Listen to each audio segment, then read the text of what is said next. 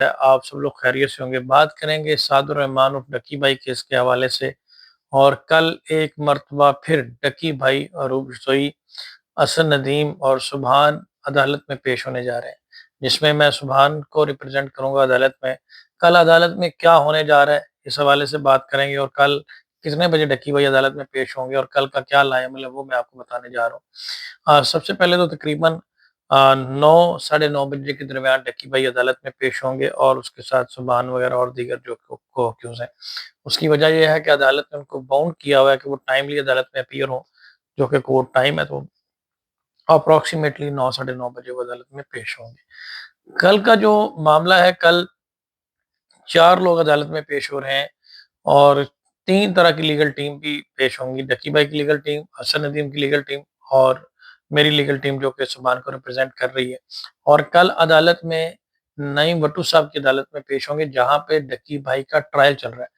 اور ساتھ ہی ساتھ بہت سارے لوگ یہ پوچھ رہے تھے کہ ان کے چینل کا کیا بنا۔ دیکھیں، ان کے چینل کے حوالے سے ریویژن فائل کرنی پڑے گی ڈسٹرکٹ اینڈ سیشن کورٹ میں، وہ ڈیپینڈ کرتا ہے ان کی لیگل ٹیم کے اوپر یا ڈکی بھائی کے اوپر۔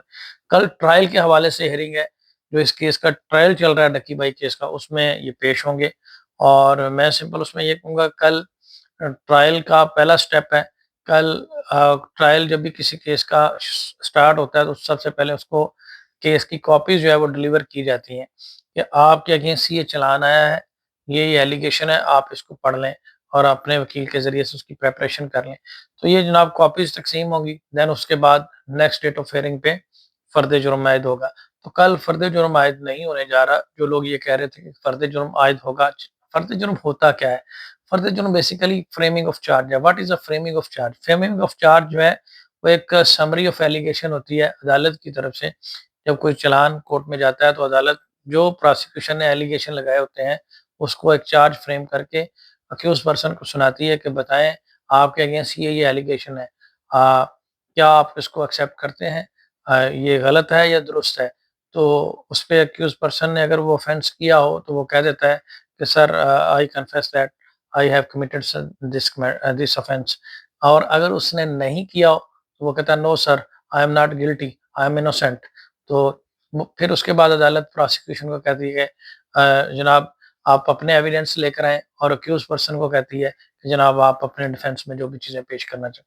اب ٹرائل کا پروسیجر سمپلی یہ ہوتا ہے، فرسٹ ڈیٹ آف ہیئرنگ پہ کاپیز تقسیم ہوں گی، وہ اس کے بعد پھر نیکسٹ ڈیٹ آف ہیئرنگ پہ چارج فریم ہوگا۔ چارج فریم ہونے کے بعد پراسیکیوشن اپنا ایویڈنس جو ہے وہ عدالت میں پیش کرے گی۔ Evidence, there are two types of evidence: oral evidence and documentary evidence, primary evidence and secondary evidence.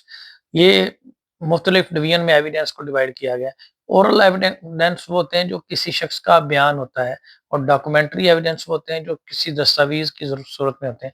یہ تمام طرح کی شہادتیں جو ہوتی ہیں وہ عدالت میں پیش کی جائیں گی۔ جو چیزیں ڈکی بھائی سے ریکور کی گئیں ان کے حوالے سے NCCA کے اہلکاران آ کر اپنا بیان دیں گے۔ اب یہاں پہ بہت سارے لوگ یہ سوال کرتے رہتے ہیں کہ وہ تو ساری کی ساری ٹیم ہی کرپٹ پروو ہوگی جنہوں نے انویسٹیگیشن کی تھی، اب ان کے بیان کی کیا ویلیو ہے؟ جی ہاں، یہ آپ کا بہت ویلڈ کویشچن ہے۔ What is the status of the accused person statement? جو کہ خود ایک شخص ملزم بن گیا، اس کا اسٹیٹمنٹ کی کیا اہمیت؟ قانون کی نظر میں ملزم کے بیان کی کوئی اہمیت نہیں ہے۔ تو کیونکہ جو نیشنل سائبر کرائم کے افسران تھے وہ اسی کیس میں ملزم بن گئے، تو اب ان کے بیان کی وہ اسٹیٹس نہیں رہا جو کہ ایک کریڈیبل وٹنس کا ہوتا ہے، کیونکہ اسٹیٹمنٹ کے لیے، وٹنس کی گواہی کے لیے کریڈیبل ہونا بہت ضروری ہے۔ تو اب ان کے بیان کی وہ ویلیو نہیں رہی۔ اب یہ ٹرائل ہو یا نہ ہو، اس سے کیس ہی ایکویٹل کا ہی نظر آ رہا ہے، اور اس میں ڈکی بھائی اور تمام اکیوز پرسن بری ہو جائیں گے۔ میں نے سبحان کی حد تک اپنی پوری پریپریشن کی ہوئی ہے، میں اس میں پوری طرح سے پریپیئر ہوں۔ اس کیس کا ٹرائل فیس کرنے میں ہمیں کسی قسم کی کوئی ہرڈل نہیں ہے۔ ہمیں کسی قسم کا اس میں we are confident on our innocent, ہمیں کسی قسم کی اس میں کوئی دقت نہیں ہے، کوئی مشکل نہیں ہے۔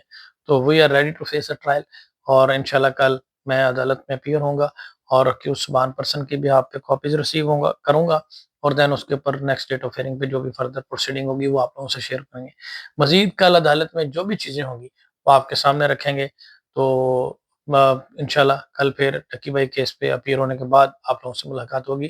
آپ سب لوگوں کا بہت شکریہ، اپنا خیال رکھیے گا، دعاؤں میں یاد رکھیے گا۔ اللہ حافظ۔